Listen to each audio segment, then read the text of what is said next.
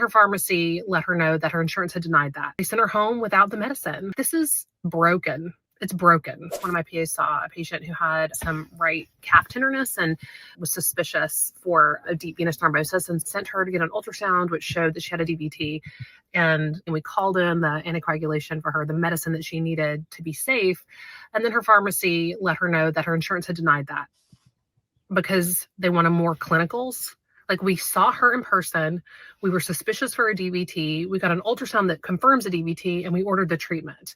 And they wouldn't give it to her because insurance denied it because they want more information. And that's dangerous. They sent her home without the medicine. What do they want? They want her to go to the ER and spend all that money too? And so we told her, got to get filled and you can go to the ER. If you guys are not familiar with Dr. Potter, she has gone viral for speaking out against United Healthcare and other insurance companies really bring to light the broken healthcare system. Now, as a pharmacist working for more than a decade in healthcare, I see firsthand how insurance companies denying medications to patients can lead them to being admitted in the hospital or even worse, passing away. This is a legitimate problem that I've seen time and time again. It's costly to the patient, it's costly to the healthcare system, and it's preventable. Like, this should not be happening right now. I have a couple of thoughts. Some things to kind of think about before we send the patients home with no treatment, or we tell them to go to the emergency room, because the emergency room's not going to do much. There's nothing that they can do. This is an insurance thing. One thing that I recommend people to look at is the insurance formulary. Blood thinners and blood clots are very common treatments and very common to conditions. So insurance companies will have at least something on their formulary, at least one preferred agent. I know that providers oftentimes like to order apixaban, but sometimes